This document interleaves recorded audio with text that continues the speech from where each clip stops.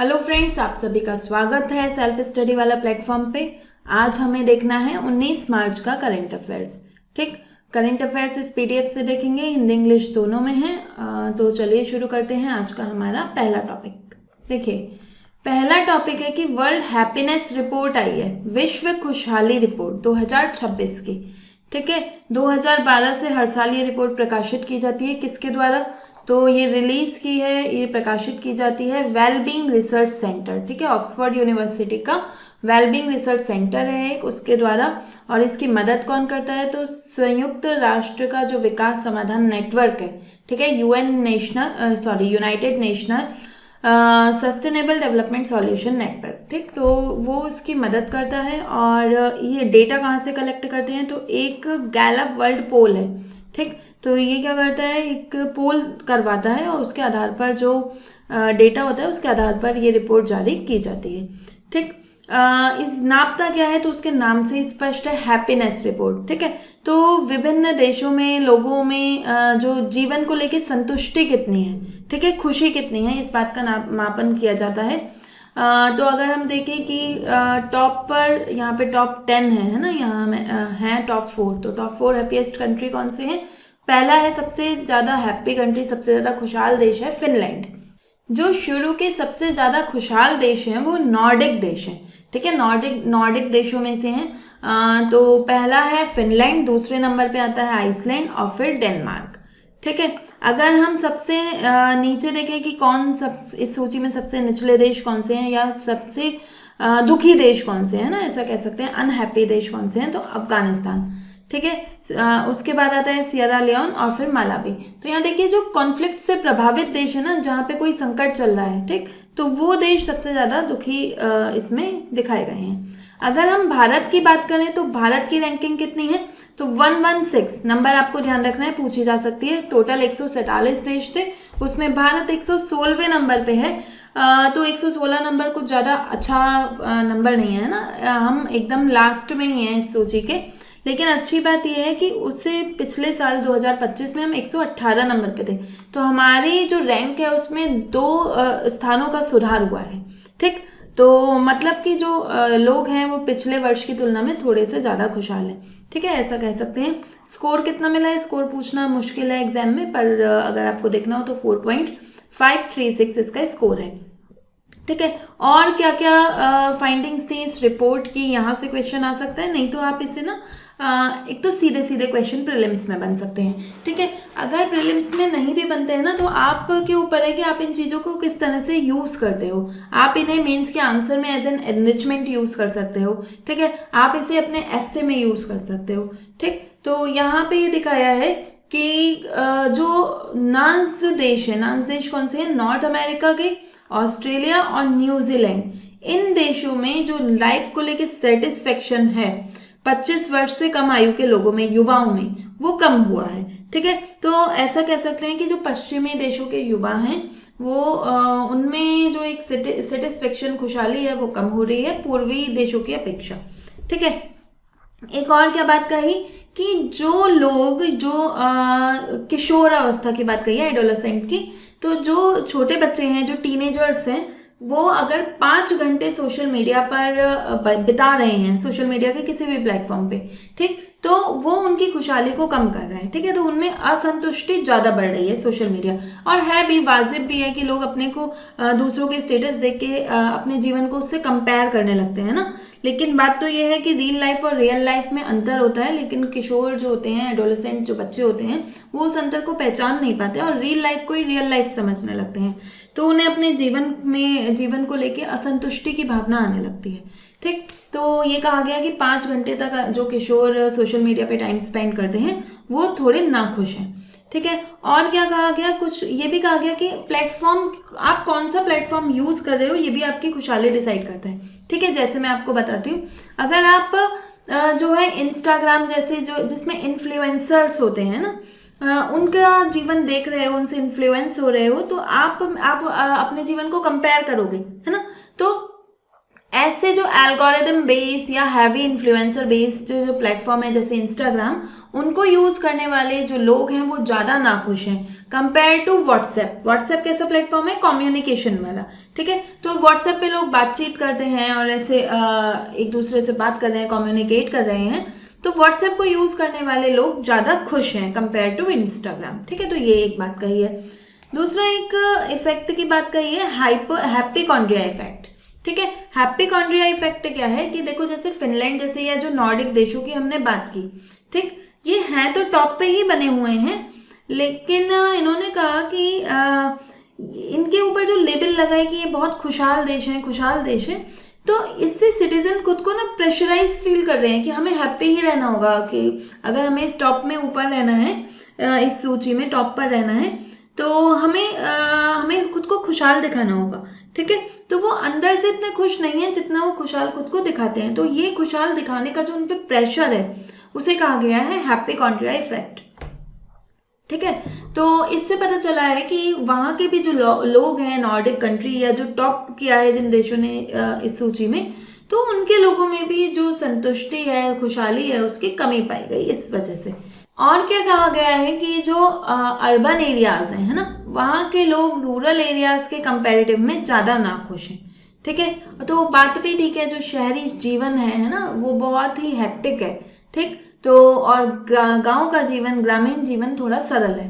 तो ग्रामीण लोगों में खुशहाली, संतुष्टि ज़्यादा देखी गई है कंपेयर टू अर्बन एरियाज। इसके अलावा ये कहा गया इस रिपोर्ट में कि जो इनइक्वालिटी है उसकी वजह से लोग ज़्यादा नाखुश होते हैं, ना कि अपनी कम इनकम की वजह से, ठीक है। तो सही बात है कि जब हो सकता है कि किसी कोई कम आय कमा रहा हो, उसकी आय कम हो, लेकिन उसके अगर जीवन की सारी आवश्यकताएं पूरी हो रही हैं तो उसे खराब नहीं लगेगा।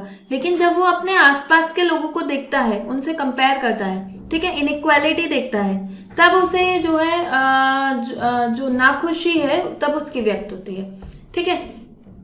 और इसमें क्या आ सकता है कि कौन कौन से फैक्टर्स जिम्मेदार हैं इस रैंकिंग के लिए। तो 6 इंडिकेटर्स के आधार पर ये रैंकिंग जारी की जाती है।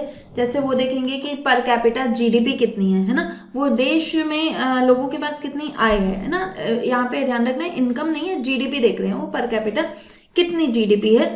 तो जीडीपी ज़्यादा होगी तो लोगों की परचेसिंग पावर ज़्यादा होगी, लोग ज़्यादा चीज़ें खरीद पाएंगे, अपनी आवश्यकताओं को पूरी कर पाएंगे और ज़्यादा खुश रहेंगे, ठीक है।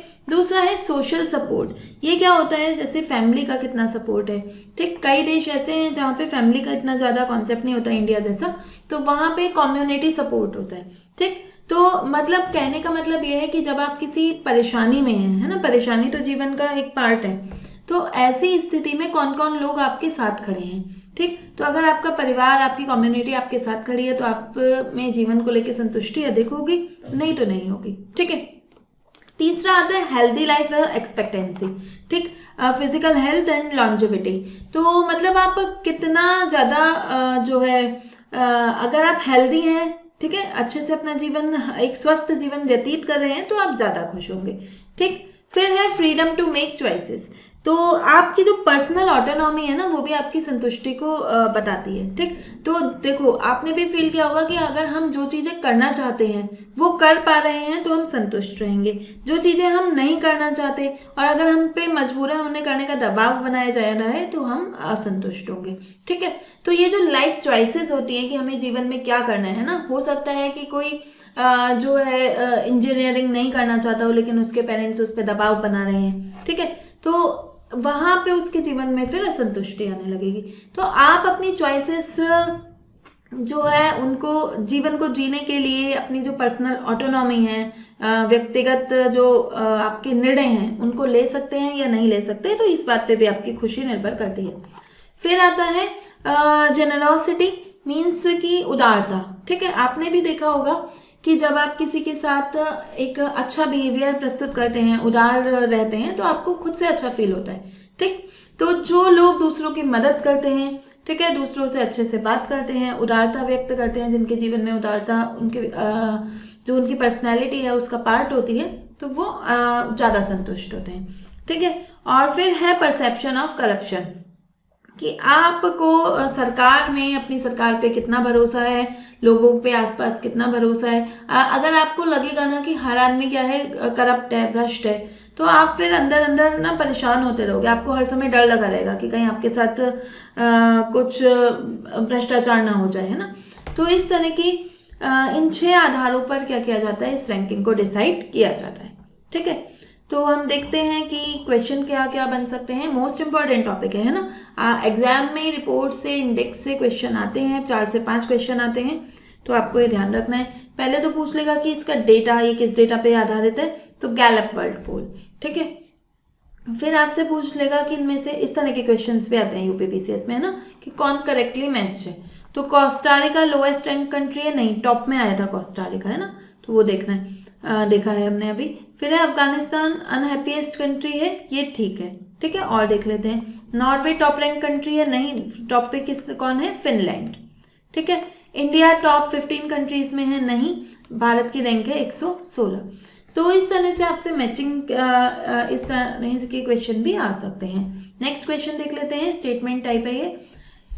Consider the following statements, inequality affects happiness more than income alone, है ना। तो मैंने आपको बताया कि लोग अपनी इनकम से ज़्यादा जो उनकी असमानता है ना, उससे ज़्यादा अनहैप्पी हैं। फिर है adolescent using social media for more than 5 hour shows lower wellbeing, है ना। तो ये बात सही है कि जो ज़्यादा सोशल मीडिया ज़्यादा यूज़ करते हैं वो थोड़े से नाखुश हैं।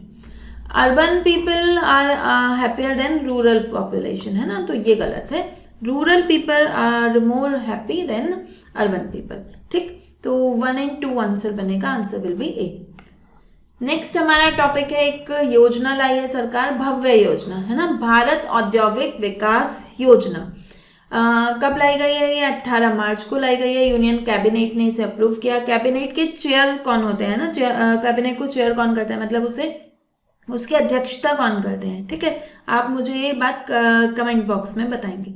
ठीक, तो देखते हैं क्या है ये भव्य योजना। तो सबसे पहले तो आपको इस भव्य का ना फुल फॉर्म पता होना चाहिए, फुल फॉर्म ही आ जाएगी। तो भारत औद्योगिक विकास योजना, तो नाम से ही स्पष्ट है कि भारत का औद्योगिक विकास करना है ना। अब कैसे करना है, तो कैसे करना है कि हमें भारत को बनाना है global manufacturing hub. Global manufacturing hub क्या होता है कि यहाँ पे सारी चीजें उत्पादित हों और फिर विश्व में एक्सपोर्ट होंगी। ठीक है, कैसे बनाएंगे, हम एक बनाएंगे ready to use industrial ecosystem. अब ये ready to use industrial ecosystem क्या होते हैं, देखो जैसे मैं आपको बताऊं, आपने फुल फर्निश्ड घर सुने होंगे, है ना। फुल फर्निश्ड घर में क्या होता है कि एक तो जो पहले सिस्टम चलता था कि अगर आपको कोई घर रेंट पे लेना है तो आपको अपना सारा जो भी यूज का सामान है, ठीक, तो वो आपको सारा खरीदना पड़ेगा और फिर उस घर पे जाना पड़ेगा। लेकिन अब वो कॉन्सेप्ट आ गया फुल फर्निश्ड घर। तो अब आपको क्या करना है, ऐसा घर मिलेगा उसमें जिसमें बेड होगा, जिसमें अलमारी होगी, जिसमें रेफ्रिजरेटर होगा, सारी चीज़ें जो भी आपके जरूरी है वो सब होंगी। बस आपको अपने जो कपड़े हैं या जो आपके ऑफिस का सामान है उससे लेकर शिफ्ट हो जाना है। ठीक, तो ये है फुल फर्निश्ड घर। तो वहाँ पे आपको ये सारे फर्नीचर में इन्वेस्ट नहीं करना पड़ा, बस आप अपना एक बैग लेके गए और कहीं पे भी सेटल हो गए। तो देखो ये आसान रहा ना कि किसी भी जगह पे सेटल होना इस तरह से। ऐसे ही क्या है, रेडी टू यूज, इसे प्लग एंड प्ले इंफ्रास्ट्रक्चर भी कहते हैं। ठीक, रेडी टू यूज इंफ्रास्ट्रक्चर को प्लग एंड प्ले इंफ्रास्ट्रक्चर भी कहते हैं। ठीक, ये क्या है प्लग एंड प्ले, कि जो भी इंडस्ट्री को कुछ चीज़ें चाहिए होती है। ठीक है, एक फैक्ट्री है तो फैक्ट्री में कुछ चीज़ें चाहिए होंगी, जैसे वेयर हाउसेस हो सकते हैं, ठीक है, कुछ टेस्टिंग लैब्स हो सकती हैं। ठीक, तो सरकार ने क्या कहा, सरकार ने कहा कि हम एक बड़ा सा क्लस्टर बनाएंगे, पार्क बनाएंगे, इंडस्ट्रियल पार्क, और उसमें ये सारी चीज़ें हम पहले से ही फिट कर देंगे। ठीक, तो इंडस्ट्री वाले आप लोग आओ और आपको पहले से ही कुछ चीज़ें मिल जाएंगी, तो आपके लिए आसान हो जाएगा ना। तो इन्वेस्टर्स भी जो होंगे वो आकर्षित होंगे, क्योंकि अब उन्हें उन चीज़ों में इन्वेस्ट नहीं करना, नहीं तो उन्हें वो सारी चीज़ें खुद से लगवानी पड़ती। ठीक, तो इन्वेस्टर्स को और जो मैन्युफैक्चरर्स हैं उनको आकर्षित करने के लिए सरकार ऐसे पार्क बनाएगी, प्लग एंड प्ले मॉडल पे आधारित होंगे, रेडी टू यूज होंगे कि अचानक एकदम आओ और अपना काम करना शुरू कर दो। ठीक है, तो ऐसे जो है 100 पार्क बनाए जाएंगे पूरे इंडिया में। ठीक, इसका आपको बजट भी ध्यान रखना है, 33,660 करोड़ का इसका बजट है। कौन इम्प्लीमेंट करेगा? तो हमारी एक कॉमर्स मिनिस्ट्री है, कॉमर्स मिनिस्ट्री के अंतर्गत आता है DPIIT। यहाँ पे कॉमर्स मिनिस्ट्री नहीं लिखी है तो उसको आप नोट कर लेंगे, ठीक। वाणिज्यिक मंत्रालय, तो उसका एक डिपार्टमेंट है, department of promotion of industry and internal trade. तो उसके इस डिपार्टमेंट की एक संस्था है national industrial corridor development corporation. तो ये जो है NICDC ये इसको इम्प्लीमेंट करेगी। पार्क का साइज क्या होगा, कितने बड़े पार्क होंगे, तो डिपेंड करेगा कि आप कहाँ लोकेलिटी पे है ना, कि कहाँ ये पार्क बना रहे हो। तो मिनिमम 100 एकड़ का होगा और मैक्सिमम 1000 एकड़ का, ठीक है। तो 100 एकड़ से 1000 एकड़ का ये पार्क होगा। और जो छोटे राज्य हैं जैसे नॉर्थ ईस्ट के राज्य हैं या हिली स्टेट्स हैं जैसे उत्तराखंड हो गया, हिमाचल हो गया, तो वहाँ पे मिनिमम साइज और छोटा हो सकता है ना, 25 एकड़ का भी हो सकता है, ठीक है। इसके लिए सरकार राज्य सरकारों को, प्राइवेट सेक्टर को अपने साथ लेगी, ठीक। फाइनेंशियल सपोर्ट प्रोवाइड कराया जाएगा सरकार की ओर से प्रति एकड़, ठीक है। प्रति एकड़ 1 करोड़ रुपए का दिए जाएंगे, ये जो इंफ्रास्ट्रक्चर मैंने आपको बताया इसको बनाने के लिए, ठीक है। तो मतलब अगर 100 एकड़ का पार्क है तो 100 करोड़ रुपए दिए जाएंगे, ठीक। और इससे क्या होगा कि ease of doing business promote होगा, कॉम्पिटिटिव फेडरलिज्म है ना, क्योंकि राज्य सरकारों को अब केंद्र सरकार से मदद मिलेगी तो राज्य सरकारें चाहेंगी कि ऐसा पार्क हमारे ही राज्य में स्थापित हो, ठीक। तो आपस में राज्य उसके लिए कॉम्पीट करेंगे, ठीक है। तो ये एक महत्वपूर्ण योजना है, यहाँ से क्वेश्चन डेफिनेटली आपको देखने को मिल सकता है। तो क्वेश्चन क्या आ सकता है कि भव्य योजना का क्या उद्देश्य है? कृषि निर्यात को बढ़ाना नहीं, नवीकरणीय ऊर्जा को बढ़ावा देना नहीं, डिजिटल साक्षरता बढ़ाना नहीं, प्लग एंड प्ले आधारित औद्योगिक पार्क विकसित करना, ठीक है। तो ये इसका उद्देश्य है। और क्या क्वेश्चन आ सकता है? प्लग एंड प्ले मॉडल क्या होता है? फुली ऑटोमेटेड इंडस्ट्री नहीं है ना, ऐसा थोड़ी ना कि रोबोट्स काम करेंगे, नहीं। Ready to use infrastructure for industry, ठीक है। तो ये होगा भी। और क्या आ सकता है कि which of the following best captures the strategic objective of Bhavya? तो भव्य स्कीम का क्या ऑब्जेक्टिव है? फिस्कल डेफिसिट को कम करना नहीं, एग्रीकल्चर प्रोडक्टिविटी बढ़ाना नहीं, मैन्युफैक्चरिंग इकोसिस्टम और ईज ऑफ डूइंग बिजनेस को बढ़ाना। तो आंसर क्या बनेगा? सी। नेक्स्ट टॉपिक है हमारा कि सुप्रीम कोर्ट ने मैटरनिटी लीव को लेकर एक बहुत एक अच्छा जो है डिसीजन सुनाया है, अपना जजमेंट सुनाया है। तो सुप्रीम कोर्ट ने एक हमारा कोड ऑन सोशल सिक्योरिटी है 2020 का, उसके सेक्शन 64 है ना, 60 एंड क्लॉज 4 उसको जो है अनकॉन्स्टिट्यूशनल घोषित कर दिया है, असंवैधानिक घोषित कर दिया है। तो आप समझते हैं ये है क्या? पहले समझते हैं कि 64 क्या है, सेक्शन 60 और उसका क्लॉज 4, और उसके बाद हम देखेंगे कि इसमें गड़बड़ क्या थी, ठीक है। तो आपको जैसे पता है कि जो मैटरनिटी बेनिफिट होता है ना, मातृत्व अवकाश होता है, तो हमें 26 सप्ताह का मातृत्व अवकाश जो है मिलता है, ठीक है। कोई महिला अगर बच्चे को जन्म देने वाली है और उसने बच्चे को जन्म दिया है तो उसे 26 सप्ताह का 26 वीक का सवैतनिक अवकाश मिलता है। मतलब उसको वेतन मिलता रहेगा लेकिन वो 6 माह तक अपने बच्चे की परवरिश कर सकती है अपने घर रहकर, ठीक है। लेकिन ऐसी कुछ माताएं हैं जिन्होंने बच्चे को गोद लिया है ना, अडॉप्टिव मदर्स हैं, उन्होंने जन्म तो नहीं दिया, तो फिर उनको भी मिलता है 12 वीक का अवकाश, ठीक है, 12 हफ्ते का अवकाश। लेकिन इसमें ना एक कंडीशन थी। कंडीशन ये थी कि अगर आपने 3 माह से कम आयु के बच्चे को गोद लिया है तो ही आपको ये अवकाश मिलेगा उसकी परवरिश करने के लिए, है ना।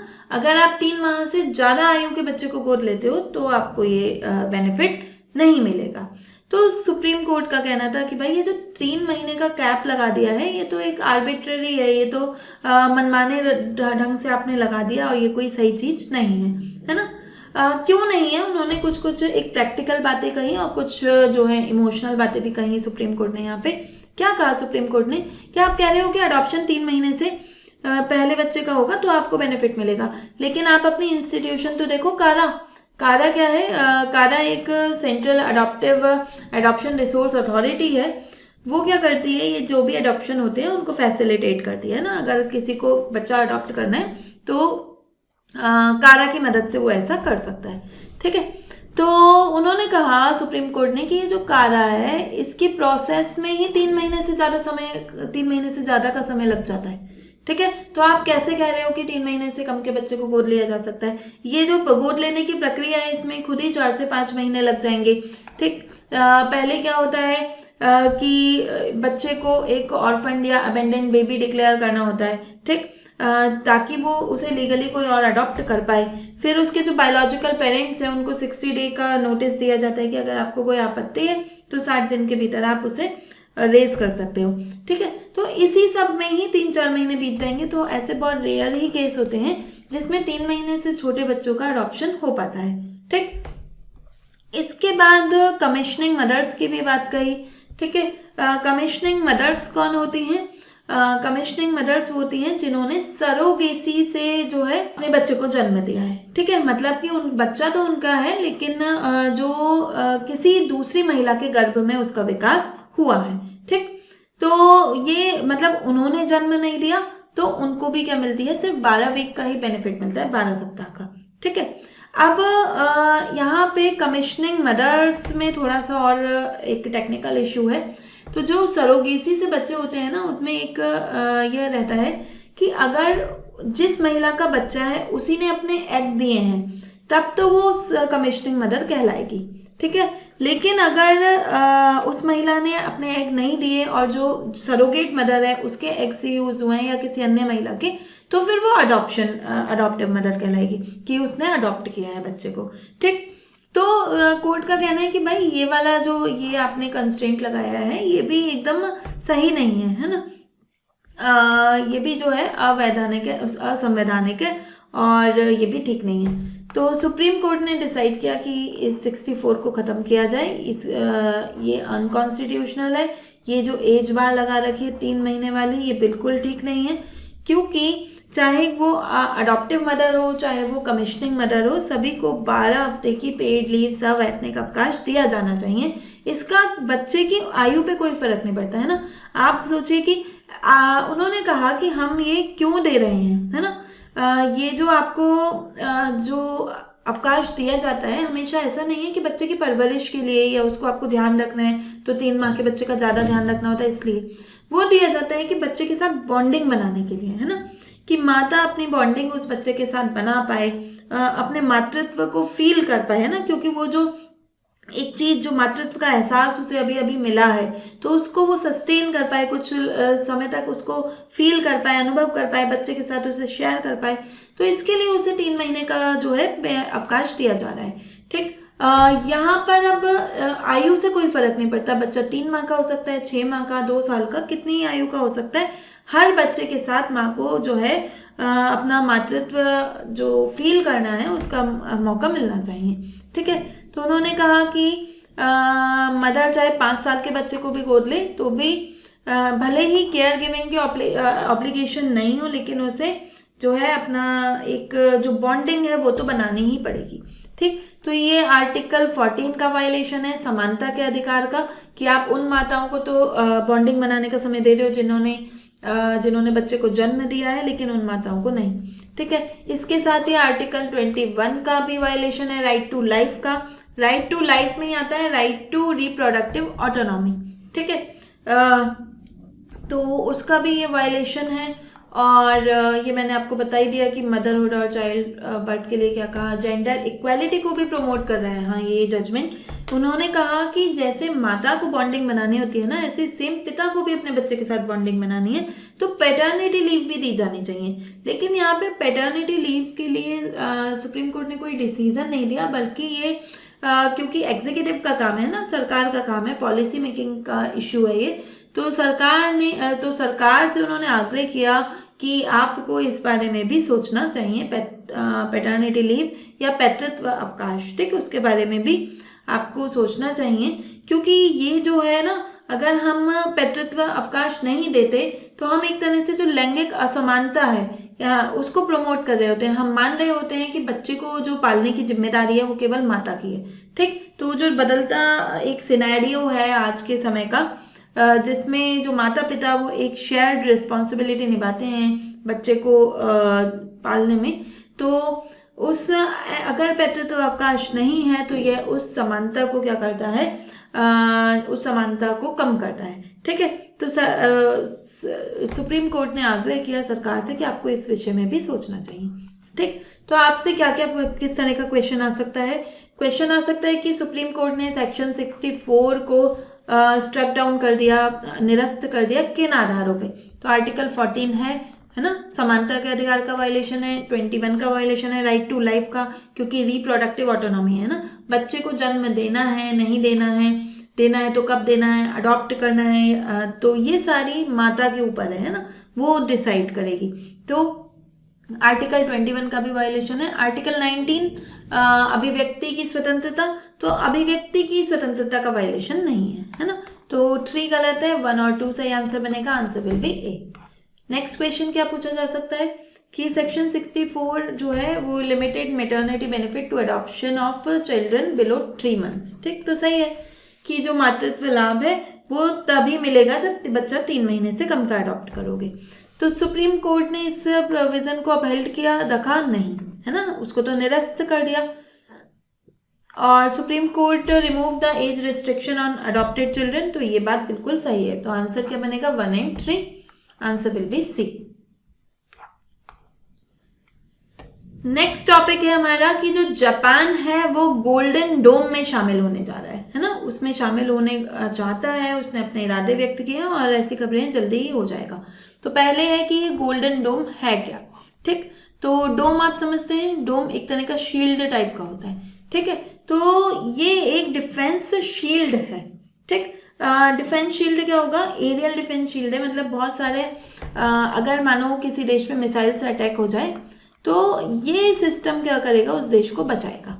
ठीक है, तो multi layered missile defence shield है। मल्टी लेयर्ड क्या होता है कि पहले दूर से ही पता कर लेगा, तो वहीं पे जाके उनको मिसाइलों को खत्म कर देगा। मान लो मिसाइल और आगे आ गई है तो फिर इस लेवल पे भी मिसाइलों को खत्म कर पाएगा, और बिल्कुल पास आ गई है तो भी। तो बहुत सारी लेयर्स होंगी, जैसे इजराइल का है ना, तो हमने देखा इजराइल में अलग अलग लेयर्स पे अलग अलग सिस्टम है। ठीक, तो इसी तरह का एक कॉन्सेप्ट है गोल्डन डोम का। मेनली बनाया गया था यूएस के द्वारा अपने मेनलैंड को प्रमोट करने के लिए। ठीक है, कि यूएस को, लेकिन धीरे धीरे और देशों को भी इसने शामिल किया जो उसके अलाइज हैं, जो उसके साथी हैं। ठीक, अगर उन साथियों पे या यूएस पे कभी inter continental ballistic missile ICBM से हमला होता है या फिर हाइपरसोनिक ग्लाइड व्हीकल से हमला होता है, तो ऐसे केस में क्या होगा? जो यूएस है इस तरह का सिस्टम बिल्ड कर रहा है कि इससे बचा जा सके। ठीक है, इस तरह के हमलों से बचा जा सके। इसमें क्या क्या होगा? हम जैसे पढ़ रहे हैं कि नेक्स्ट जनरेशन का है ना, अगली पीढ़ी का, तो थोड़ा एडवांस वर्जन होगा। तो एडवांस वर्जन में क्या होगा? इसमें स्पेस बेस्ड सेंसर्स होंगे। ठीक है, अभी तो हम क्या यूज़ करते हैं? रडार यूज़ करते हैं, धरती पे रडार लगे होते हैं, तो उनके आधार पे लोकेशन पता करते हैं। तो जैसे ही हम एक कदम और आगे जा रहे हैं, एडवांस्ड वर्जन पे जा रहे हैं, तो आप क्या होंगे? स्पेस बेस्ड सेंसर्स होंगे, सैटेलाइट्स लगे होंगे जो हमारी लो अर्थ ऑर्बिट है वो डिटेक्ट करेंगे। ठीक है, कि कितनी तेजी से मिसाइल आ रही है, कितनी दूर है। फिर होंगे इंटरसेप्टर्स। इंटरसेप्टर्स क्या होते हैं? जो इंटरसेप्ट कर देते हैं। जैसे आपने जो रामायण महाभारत देखी हो तो ऐसे होता है ना कि एक तीर इधर से फेंका गया, फिर एक इधर से, और बीच में इन दोनों ने एक दूसरे को इंटरसेप्ट कर दिया। तो सेम ऐसे एक मिसाइल इधर से है, एक इधर से आपने छोड़ी, और बीच में आपने जो दुश्मन की मिसाइल है उसे इंटरसेप्ट कर दिया। ठीक है, उम्मीद है 2028 तक ये पूरी तरह से काम करने लगेगा। और जो रीजनल थ्रेट है ना, जैसे जापान इसमें क्यों शामिल होना चाहता है कि जापान को भी खतरा है। जापान को किस किस से खतरा है? चाइना से, नॉर्थ कोरिया से, है ना, और अब रशिया भी शामिल हो गया है। ठीक, तो ऐसे जो बड़े देशों के बीच में जापान है एक लोकतांत्रिक देश, तो उसको क्या है? थोड़ा सा खतरा फील हो रहा है, तो वो गोल्डन डोम में शामिल होना चाहता है। क्वेश्चन क्या आ सकता है कि गोल्डन डोम का नेतृत्व कौन कर रहा है? तो स्पष्ट है यूएस से कर रहा है। और क्या पूछा जा सकता है कि गोल्डन डोम है क्या, है ना? तो ट्रेड अलायंस है नहीं, multi layered missile defence system है ना? तो ये आपसे ऐसे ही आ सकता है। नेक्स्ट टॉपिक है हमारा कुरुम्बा पेंटिंग। ठीक, कुरुम्बा पेंटिंग अभी चर्चा में थी क्योंकि एक कुरुम्बा पेंटिंग को जिन्होंने प्रमोट किया है कृष्णन राघवन, है ना, तो उनको पोस्टमसली माने कि मरणोपरांत क्या दिया गया है, पद्मश्री अवार्ड से सम्मानित किया गया है। ठीक है, तो ये हमारे लिए काम का, एक तो ये कृष्णन राघवन का के राघवन नाम से भी आ सकता है। ठीक है, तो वो ध्यान रखना है आपको। और कुरुम्बा पेंटिंग क्या है ना, कुरुम्बा पेंटिंग आपने देखा होगा कि पेंटिंग से क्वेश्चन जरूर आते हैं ना, या जो भी कला संस्कृति वाले टॉपिक से मैचिंग में आ सकता है या किस एरिया से संबंधित है ये आ सकता है, काफ़ी क्वेश्चंस बनते हैं इससे। ठीक, तो कुरुम्बा पेंटिंग हमारे लिए काम की हो गई है। तो 3000 साल से भी ज़्यादा पुरानी है। ठीक है, प्री हिस्टोरिक आर्ट है ना, प्रागैतिहासिक काल की 3000 साल, जब जिस समय पे जो सिंधु सभ्यता थी, ठीक है, उस समय की ये पेंटिंग है। और कहाँ मिली है हमें ये, तो तमिलनाडु में जो नीलगिरी पर्वत है, ठीक है, तो वहाँ पे कुछ स्थल हैं जैसे अलुथुपराई और जकनाराई। ठीक है, तो जकनाराई और अलुथुपराई वहाँ पर ये मिली है हमें। इसको रिवाइव किसने किया था, कृष्णन राघवन ने रिवाइव किया था। और इन्होंने क्या किया ना, ये जो पेंटिंग थी कुरुम्बा पेंटिंग, ये वॉल्स पे मिली दीवारों पे, लेकिन इन्होंने उसको जो पेपर है उस पे उतारा और कपड़ों पे उतारा और फिर इसका सर्वाइवल आगे सुनिश्चित किया। ठीक है, बहुत मिनिमलिस्ट पेंटिंग है, ये देख सकते हैं आप कि बहुत हल्की हल्की चीज़ें इसमें बनी होती हैं। जो ह्यूमन फिगर्स हैं वो भी ज्यामितीय आकृति है ना, जैसे कि हाथ ऐसे दिखा दिए, ठीक है, सर दिखाना है तो एक सर्किल बना दिया। तो जो ज्यामिति की चीज़ें हैं, ठीक है, सर्किल है, स्क्वायर है, रेक्टेंगल है, स्ट्रेट लाइंस हैं, तो उनको यूज़ किया जाता है। ऐसी एक पेंटिंग ना सेम वर्ली पेंटिंग है, महाराष्ट्र की वर्ली पेंटिंग। ठीक है, उसमें भी यही चीज़ें जो हैं यूज़ की जाती हैं। और कई बार लोग इसमें कंफ्यूज भी हो जाते हैं कुरुम्बा पेंटिंग और वर्ली पेंटिंग में, लेकिन कुरुम्बा एकदम अलग है। थीम क्या है इसमें, क्या क्या इस पेंटिंग में कौन सी चीज़ें दिखाई जाती हैं, तो ट्राइबल लाइफ की, ट्राइब किस तरह का जीवन जीते हैं, इकोलॉजिकल नॉलेज की, जो पर्यावरण है उसको लेके उनका क्या ज्ञान है ना। और मेन जो है देखो ये हनी गैदरिंग, ठीक, तो हनी गैदरिंग वगैरह दिखाया जाता है और रिचुअल्स, डेली लाइवलीहुड, ठीक, तो ये चीज़ें यहाँ पे दिखाई जा रही हैं। ठीक, कुरुम्बा पेंटिंग कुरुम्बा ट्राइब की पेंटिंग है। कुरुम्बा ट्राइब कहाँ पे मिलती है, तो हमने देखा पेंटिंग कहाँ मिली, नीलगिरी पर्वत में, तो कुरुम्बा टाइप पे कहाँ मिलेगी, नीलगिरी पर्वत। नीलगिरी माउंटेन है कहाँ पे, तो तमिलनाडु में। ठीक है, तो तमिलनाडु, केरल और कर्नाटक का जो एक मीटिंग पॉइंट है ना, वहाँ पे नीलगिरी की पहाड़ियाँ मिलती हैं। यहाँ पर नीलगिरी की पहाड़ियों पर पश्चिमी घाट और पूर्वी घाट आपस में मिल जाते हैं। ठीक है, तो ये ध्यान रखना है। ये जो कुरुम्बा जो ट्राइब है उसको पीवीटीजी, ठीक है, पर्टिकुलरली वल्नरेबल ट्राइबल ग्रुप उसका स्टेटस है। देखो ये पीवीटीजी क्या होते हैं, एक तो होता है कि हमारा कुछ ट्राइब्स हैं, लेकिन जैसे आपने देखा होगा राजस्थान की मीना ट्राइब है ना, तो बहुत संपन्न ट्राइब है। तो वो जनजातियां, तो जनजातीय समूह तो है, लेकिन उनमें से भी कुछ जनजातीय समूह जो हैं वो विकसित हैं, लेकिन कुछ जो हैं वो बहुत ही ज़्यादा अविकसित हैं, है ना, वो अभी भी जो उनका प्रिमिटिव रहन सहन है उस पर बेस्ड है। तो सरकार ने ऐसे 75 ट्राइब्स को पीवीटीजी डिक्लेयर किया, पर्टिकुलरली वल्नरेबल ट्राइबल ग्रुप, कि ये जो सभी ट्राइब हैं उनमें सबसे ज़्यादा जो है वल्नरेबल हैं, और फिर उनके लिए अलग अलग स्कीम्स चलाई जाती हैं। ठीक है, तो ये पीवीटीजी में से एक है कुरुम्बा ट्राइब, नीलगिरी में मिलती है, तमिलनाडु के नीलगिरी में।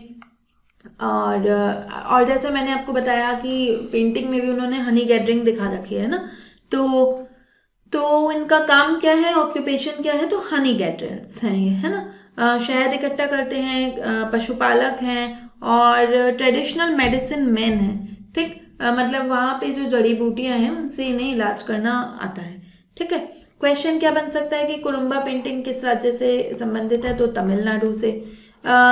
कौन से स्टाइल पे बेस्ड है ये, तो इंट्रिकेट मिनिएचर डिटेलिंग है ना, इंट्रिकेट मिनिएचर डिटेलिंग है, मतलब कि जटिल तरह से सूक्ष्म चित्रण करते हैं, नहीं, है ना, हमने देखा बहुत सरल पेंटिंग थी, तो नहीं है। एब्स्ट्रैक्ट मॉडर्न आर्ट है, तो नहीं, 3000 साल पुरानी है। मुगल स्टाइल रियलिज्म है, नहीं, मुगलों से इनका कोई रिलेशन नहीं है। Minimalist geometric and linear motifs है ना, ये बनेगा। और आपने अगर उसको देखा है इस पेंटिंग, जैसे मैंने आपको चित्र में दिखाई डायग्राम में, तो वहां से आपको आइडिया लग जाएगा, है ना, कि किस तरह की पेंटिंग है। फिर ये किससे समानता रखती है, मधुबनी से, वर्ली से, पट्टचित्र से, तो वर्ली पेंटिंग से समानता रखती है। अब अगर आपके माइंड में, अगर आपने आर्ट एंड कल्चर पढ़ा है, तो आपके माइंड में क्लियर होगा कि वर्ली पेंटिंग कौन सी है ना। और अगर नहीं पढ़ा है तो अब आपका काम क्या है, आपको तुरंत ही गूगल करके वर्ली पेंटिंग देख लेनी है, ठीक, महाराष्ट्र रीजन की। नेक्स्ट टॉपिक है हमारा कि UIDAI जो है उसने बग बाउंटी प्रोग्राम लॉन्च किया है, ठीक है। अब बग बाउंटी प्रोग्राम क्या है, पहले तो ये समझ लेते हैं। सिक्योर ये जो मॉडल है ये है security through obscurity to proactive transparency. देखो UIDAI वो संस्था है जो हमारा आधार प्रोग्राम है ना, आधार कार्ड, वो इशू करती है, ठीक है। तो आपने अगर देखा हो न्यूज़पेपर में न्यूज़ सुनी हो तो सरकार पे कभी कभी आरोप लगते रहते हैं कि जो आधार का डेटा है वो बहुत वल्नरेबल है, वो हैक किया जा चुका है कई बार, ठीक है। और सरकार क्या कहती है कि नहीं नहीं हमारा सिस्टम बहुत स्मूथ है और हमें बहुत सुरक्षित सिस्टम है, ठीक है, और इसे कोई हैक नहीं कर सकता। लेकिन जब उससे पूछो कि भाई क्या है सिस्टम, क्यों नहीं हैक हो सकता, तो वहां पे आ जाती है ऑब्सक्योरिटी, मतलब गोपनीयता, वो नहीं बताएंगे कि क्या सिस्टम है ना। तो अब सरकार ने कहा कि भाई गोपनीयता से काम नहीं चलेगा, अब दिखानी होगी प्रोएक्टिव ट्रांसपेरेंसी, सक्रिय पारदर्शिता। तो अब सरकार ने सामने से आके कहा कि आप जो एक होते हैं हैकर, ठीक है, हैकर कौन होते हैं, जो हमारे सिस्टम को हैक कर लेते हैं, ठीक है, हमारे कंप्यूटर्स को, हमारे डेटा चुरा लेंगे, कंप्यूटर हैक कर लेंगे, उसका कंट्रोल अपने हाथों में ले लेंगे, तो ये हैं हैकर्स। एक होते हैं एथिकल हैकर्स। एथिकल हैकर्स क्या होते हैं, मान लो आपने कोई सिस्टम डेवलप किया, जैसे UIDAI का ही सिस्टम है ना, आधार कार्ड वाला, तो वो अच्छा चल रहा है, लेकिन कहीं कोई उसको हैक ना कर ले, उसमें कोई कमियां है या नहीं, तो वो उनके सिस्टम को ऐसे तोड़ने का प्रयास करेंगे, हैक करने का, है ना, कि क्या इसे हैक किया जा सकता है या नहीं किया जा सकता। अब वो काम तो वही कर रहे हैं हैकर्स वाला, लेकिन वो कैसे हैं, एथिकल हैकर्स। वो बस इसलिए कर रहे हैं कि कहीं आपके सिस्टम में जो कमियां हैं उनको सुधारा जा सके, ठीक है। तो इसीलिए उन्हें क्या कहा जाता है, व्हाइट हैट हैकर्स, कि उनके सिर पे जो है ना सफेद हेड है, मतलब वो अच्छा काम कर रहे हैं, ठीक। तो सरकार ने ऐसे हैकर्स को कहा कि आओ और ऐसे जो भी हमारे सिस्टम में सिक्योरिटी की वल्नरेबिलिटीज़ हैं, जो भी कमजोरियां हैं, उनको पता करो, उनको रिपोर्ट करो, और अगर आपको कोई भी कमजोरी मिली है ना, तो हम आपको क्या देंगे, प्राइज देंगे, ठीक है।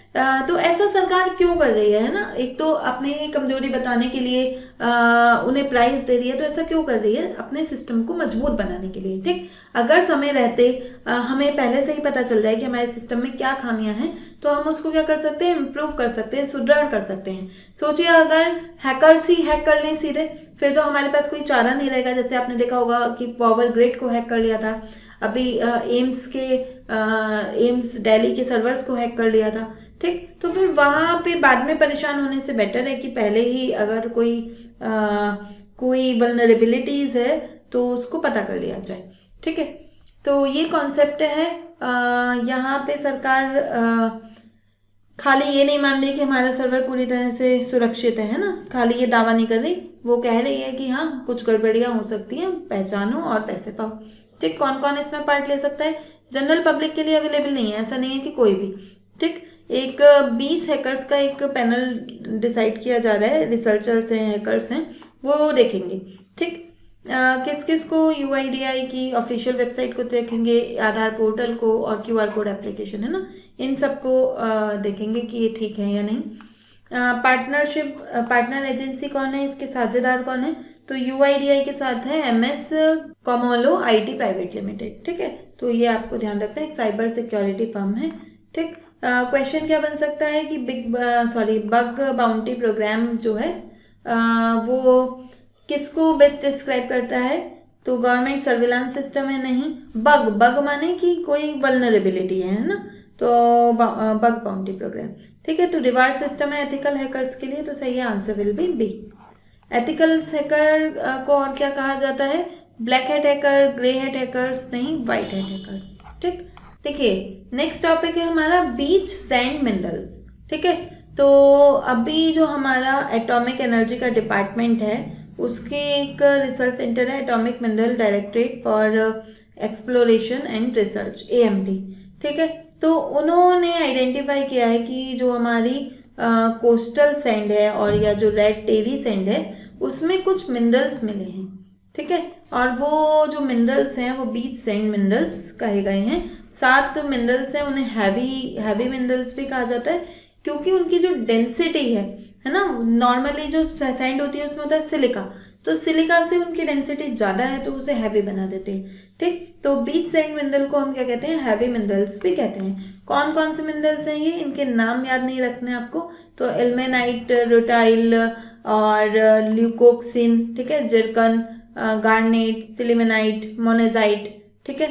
मोनेजाइट सैंड किसके लिए है, मोनेजाइट सैंड में मिलता है हमें थोरियम, ठीक है। कहाँ पे, केरल के तट पे और बाकी तटों पे भी पाई जाती है, ठीक। तो इस तरह की जो और भी रेयर अर्थ एलिमेंट्स इसमें से मिलते हैं, ठीक। तो बस हल्का सा आपको ध्यान रखना है ना, बहुत इंपॉर्टेंट नहीं है, बस हल्का फुल्का आइडिया होना चाहिए कि ये क्या होते हैं। बीच सैंड मिनरल्स, जो बीच होता है, ठीक है, कोस्टल एरिया में जो रेतीली मिट्टी पाई जाती है उसकी मिट्टी में ये मिलते हैं, ठीक। इसके अलावा एक रेयर अर्थ कॉरिडोर्स की भी चर्चा थी। रेयर अर्थ कॉरिडोर क्या है, देखो जो रेयर अर्थ मिनरल्स क्या होते हैं, हमारे पास ना कुछ एलिमेंट्स हैं, जैसे रेयर अर्थ में आते हैं नियोडियमियम, है ना, और प्लसियोडियमियम, ठीक। तो इस तरह के जो एलिमेंट्स हैं ये हमारे इलेक्ट्रॉनिक इंडस्ट्री में बहुत काम आते हैं, ठीक है। इलेक्ट्रॉनिक इंडस्ट्री समझते हैं मोबाइल, कंप्यूटर, इलेक्ट्रिक व्हीकल वाली इंडस्ट्री, ठीक। तो अभी हमारे यहाँ ये रेयर अर्थ मिनरल्स नहीं पाए जाते, कहाँ पाए जाते हैं, चाइना में, कोरिया में, ठीक, इन जगहों पे मिलते हैं। तो हम अन्य देशों पे डिपेंडेंट हैं, ठीक है। अब आप ही बताइए कि और आज के समय पे मोबाइल, लैपटॉप और ये इलेक्ट्रॉनिक की चीज़ें तो जो हैं ये आधार बन चुकी हैं जीवन का, है ना। तो हम उनके उत्पादन के लिए किसी अन्य देश पे डिपेंडेंट है। तो इसके लिए इस साल के बजट में कहा कि नहीं, हम जो भारत की इम्पोर्ट डिपेंडेंस है, मतलब हमें जितना भी चाहिए होता है ना रेयर अर्थ, हम पूरा का पूरा इम्पोर्ट करते हैं, उसको ख़त्म करना है, ठीक। और एक कॉरिडोर बनाएंगे, उन कॉरिडोर में हम माइनिंग करेंगे, देखेंगे, रिसर्च एंड डेवलपमेंट करेंगे और पता करेंगे कि कहाँ से हमें ये रेयर अर्थ मिल सकते हैं। तो ये कॉरिडोर किन राज्यों में बनाया जा रहा है, उड़ीसा, केरल, आंध्र प्रदेश और तमिलनाडु। 4 राज्य आपको इसके नाम याद रखने हैं, ठीक है। ऑब्जेक्टिव क्या है इसका, कि इस जो रेयर अर्थ कॉरिडोर है कि जो हमें इलेक्ट्रिक वाहन बनाने हैं, इलेक्ट्रिक व्हीकल बनाने हैं, विंड के टरबाइंस बनाने हैं, और जो रक्षा क्षेत्र में भी तो हमें इलेक्ट्रॉनिक उपकरण चाहिए, तो उसके लिए जो मैग्नेट का उत्पादन है 6000 MTPA, तो वो मैग्नेट का उत्पादन करना है। एग्जैक्ट आपको ऑब्जेक्टिव याद नहीं रखना है ना कि कितना उत्पादन है, बस थोड़ा थोड़ा आइडिया होना चाहिए, ठीक।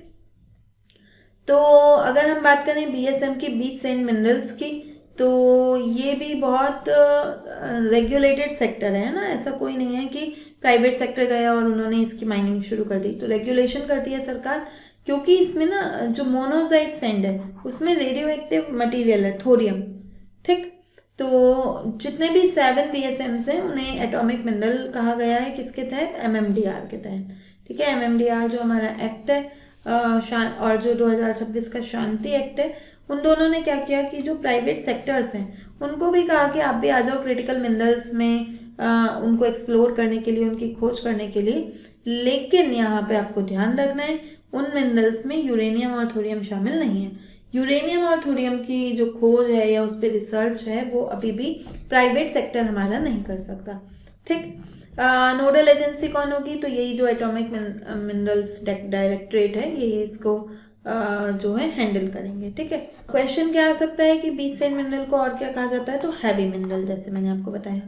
रेयर अर्थ कॉरिडोर का क्या उद्देश्य है, तो एग्रीकल्चर प्रोडक्टिविटी बढ़ाना, नहीं इम्पोर्ट डिपेंडेंस को कम करना, तो ये बात सही है ना, तो आंसर बनेगा बी। इनमें से कौन सा राज्य रेयर अर्थ का पार्ट नहीं है, तो हमने 4 राज्य देखे थे, उड़ीसा था, केरल था, तमिलनाडु था, है ना, गुजरात नहीं था। एक और कौन था, आंध्र प्रदेश, ठीक है। यहाँ पे आप देख सकते हैं एक और दूसरा राज्य कौन है, आंध्र प्रदेश, ठीक। तो नेक्स्ट हमारा टॉपिक क्या है, GLP-1 ड्रग्स, ठीक है। तो एक है हमारी एक संस्था है, central drug standards control organisation, CDSCO, ठीक है। क्या करती है, किन औषधियों के मानक को डिसाइड करती है, उन पर नियंत्रण रखती है। तो उन्होंने कहा कि भाई जो GLP-1 ड्रग्स का यूज़ किया जा रहा है, उनको एडवर्टाइज किया जा रहा है और लोग इसे मिसयूज़ कर रहे हैं, ठीक है। तो इसको जो है कम करो, इसको मनाही, इस पे प्रतिबंध लगा दिया है ना कि इन दवाओं का जो आप एडवर्टाइजमेंट नहीं कर सकते, ठीक है। अब ये है क्या, ठीक, तो यहाँ पर है ये रिसेप्टर अगोनिस्ट है, एक मेडिकेशन का ये क्लास होता है ना, आपको ये नहीं जानना, आपको जानना है काम क्या करता है। काम करता है ये जो टाइप 2 डायबिटीज़ है और मोटापा है ना, ओबेसिटी, उससे लड़ने में इसकी मदद करता है, ठीक है। तो इसका उद्देश्य क्या है कि जैसे मैंने आपको बताया टाइप 2 डायबिटीज़ की बॉडी में जो जैसे ग्लूकोज का लेवल ज़्यादा हो जाएगा ना, तो उसको कम करने में हेल्प करता है, ठीक है। और ग्लूकोज कम होगा तो फिर वेट लॉस भी होगा, कार्डियोवास्कुलर प्रोटेक्शन भी मिलेगा। तो आप देखते हैं कि ये काम कैसे करता है। तो सबसे पहले जो ये जो ड्रग्स है ना, ये नाम है इनका GLP ड्रग्स, ठीक। तो ये GLP-1 जो ड्रग है ये एक नेचुरल हार्मोन की कॉपी करती है, मिमिक करती है उन्हें, इनक्रेटिन, ठीक है, इनकी नकल करती हैं। ये इनक्रेटिन क्या होता है, जब हम खाना खाते हैं ना तो उसके बाद बनता है हमारे शरीर में, और जो हमारा पेट भरा होता है उसका आभास कराता है, ठीक है। और अब ये क्या करेंगी, ये जब हमारे शरीर में जाएंगी GLP-1 ड्रग, तो ये हमारी बॉडी से इंसुलिन के रिलीज होने में हेल्प करेंगी। इंसुलिन कब रिलीज होता है, जब हमारी ब्लड शुगर हाई होती है, ठीक है। अब क्या हुआ, जो हमारा पेट है, स्टमक है, ठीक है, तो अब हमें वो कैसे, जैसे मैंने आपको बताया कि इनक्रेटिन को जो है वो रिलीज करती हैं, जब हम, इनक्रेटिन कब रिलीज होता है, जब हम खाना खाते हैं उसके बाद, ठीक। लेकिन अभी हमने खाना नहीं खाया और ये गोली खा ली तो इन्होंने इनक्रेटिन को रिलीज कर दिया। तो अब हमें ऐसे लग रहा है कि हमारा पेट भरा हुआ है ना, और जो हमारा पेट खाली होने की प्रक्रिया थी ना, वो उसको उन्होंने धीमा कर दिया। अब जब आपको पेट भारी भारी लगेगा तो आपका मन ही नहीं करेगा खाना खाने का, ठीक है। तो जो हमारा ब्रेन है उसकी इच्छा नहीं होगी, ठीक, और वो जो फूड नॉइज है, जो खाना खाने की इच्छा है, वो कम हो जाएगी, और इसीलिए क्या होगा कि हार्ट अटैक का रिस्क कम होगा, क्योंकि अब आप ज़्यादा खाना नहीं खाओगे, ज़्यादा शुगर इनटेक नहीं करोगे, है ना। वो चीज़ें जो उन चीज़ों को खाने की वजह से हार्मोन्स रिलीज हो रहे थे वो पहले ही हो जा रहे हैं, ठीक। तो इससे फिर ये हार्ट, किडनी, इसमें भी जो है हेल्पफुल रहती है, इन डिसीजेस में भी, ठीक। इस तरह की जो पहली मेडिसिन थी वो थी सेमाग्लूटाइड, उसको अप्रूव किया था टाइप 2 डायबिटीज़ के लिए US food and drug administration ने 2017 में, ठीक। उसके बाद एक नई कंपनी आती है, एली लिली कंपनी, वो टिर्ज़ेपेटाइड, ठीक है, तो इसको मंजूरी देती है।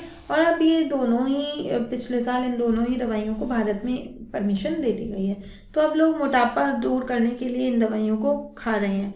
लेकिन आप जानते हैं कि कोई भी मेडिसिन से उनके साइड इफ़ेक्ट्स भी होते हैं, ठीक। तो अगर लोग इनको एक अनरीजनेबल वे में इनको यूज़ करेंगे तो क्या होगा, उनके जीवन पे, उनके स्वास्थ्य पे खतरा आ सकता है, ठीक है। तो ये थोड़ा इसलिए उन्होंने इसके एडवर्टाइजमेंट की, हाँ ठीक है, किसी को चाहिए तो बेच दो, लेकिन एडवर्टाइजमेंट मत करो, है ना। एडवर्टाइजमेंट में तो देखो, आप जानते हैं कि भारत में कितने सारे लोग मोटापे से ग्रसित हैं, ठीक। तो सभी क्या करेंगे फिर इन ड्रग्स को, मतलब वो एक हेल्दी वे ना चुन के, अपने मोटापे को कम करने का एक हेल्दी तरीका नहीं चुन के इन ड्रग्स पे डिपेंडेंट हो जाएंगे, ठीक। तो GLP-1 ड्रग किसके लिए है, हाइपरटेंशन के लिए नहीं है, टाइप 2 डायबिटीज़ और ओबेसिटी के लिए। काम कैसे करती हैं ये, इंसुलिन को बढ़ा देती हैं जब शुगर हाई होती है, ठीक है, तो सही है। स्लोइंग गैस्ट्रिक एम्पटिंग, जो हमारे पेट खाली होने की प्रक्रिया है उसको धीमा कर देती हैं, सही है। ग्लूकेजन का बढ़ाती हैं तो नहीं, ग्लूकेजन को कम करती हैं, है ना। तो ग्लूकेजन का जो स्राव है उसको कम करेंगी, तो आंसर बनेगा 3 गलत हो गया, आंसर बनेगा 1 and 2। नेक्स्ट टॉपिक है हमारा धर्म स्वतंत्र या फिर फ्रीडम ऑफ रिलीजन बिल 2026। कौन लेके आया है ये, महाराष्ट्र सरकार लेके आई है, ठीक है। एक उसकी एक सदन से पारित हो गया है, दूसरे सदन में गया विधानसभा में, और देखते हैं महाराष्ट्र जो है ऐसा 13वां राज्य हो गया है जिसने इस तरह का बिल बनाया है। यूपी में है, गुजरात में है, मध्य प्रदेश में है, और अब महाराष्ट्र भी इसमें शामिल हो गया है। क्यों लाया गया है ये बिल, जो धर्म परिवर्तन होता है ना, कि किसी को बलपूर्वक धर्म परिवर्तित करा लेना, धोखाधड़ी से करा लेना या कोई प्रलोभन देके, तो उन चीजों को रोकता है। ठीक है। प्रोविजन क्या है इसमें कि अगर कोई अपना धर्म परिवर्तन करना चाहता है तो उसे डिस्ट्रिक्ट मजिस्ट्रेट को 60 दिन का नोटिस देना होगा। ठीक है। और उसके जो भाई बहन या फिर कोई रिलेटिव है वो FIR भी रजिस्टर कर सकते हैं। ठीक। और यह है कि स्वैच्छिक रूप से धर्म परिवर्तन कराया जा रहा है, तो ये बात कौन प्रूव करेगा कि कोई जोर जबरदस्ती नहीं की गई। तो जो धर्म परिवर्तन करवा रहा है ना, उसके ऊपर होगी ये जिम्मेदारी कि उसने जोर जबरदस्ती नहीं की, अपने आप व्यक्ति धर्म परिवर्तित कर रहा है। ठीक है। और अगर ऐसे झूठ बोल के लोगों को बहका के ऐसे शादी कर ली जाती है गलत धर्म बता के, तो उनको जो है न्यायालय नल एंड वॉइड घोषित कर देगा, मतलब फिर वो शादियाँ मानी नहीं जाएंगी। और इसको क्या किया गया है, नॉन बेलेबल जो अपराध है उसकी श्रेणी में रखा गया है। ठीक है। ये आपके जानने के नहीं है कि क्या प्रोविजंस हैं, हमारे काम का है कि ऐसा कौन सा राज्य ऐसा बिल लेकर आया है। तो महाराष्ट्र लेकर आया है, और अन्य कौन कौन से राज्यों में है ना, तो ये पूछा जा सकता है, और हल्का सा आइडिया कि ये बिल क्या करेगा। तो क्वेश्चन क्या बन सकता है कि Maharashtra freedom of religion bill primary aims to, किस लिए बनाया गया है ये बिल, प्रोमोट रिलीजन कन्वर्जेंस, कि धर्म परिवर्तन को बढ़ावा देना है नहीं, prevent conversion through force fraud and allurement, तो ये ठीक है ना, कि अगर आपने बलपूर्वक धोखाधड़ी से या उसको अल्यूरमेंट के द्वारा, मतलब उसको कोई प्रलोभन देके अगर उसका धर्म परिवर्तन कराना चाह रहे हो तो उसको रोकेगा, तो ये बात बिल्कुल ठीक है। रेगुलेट रिलीजियस इंस्टीट्यूशन, नहीं, रिलीजियस इंस्टीट्यूशन को ये रेगुलेट नहीं करेगा। प्रोवाइड माइनॉरिटी राइट्स, तो नहीं, माइनॉरिटी के लिए पूरा सीधे संबंधित नहीं है, तो आंसर क्या बनेगा इसका बी।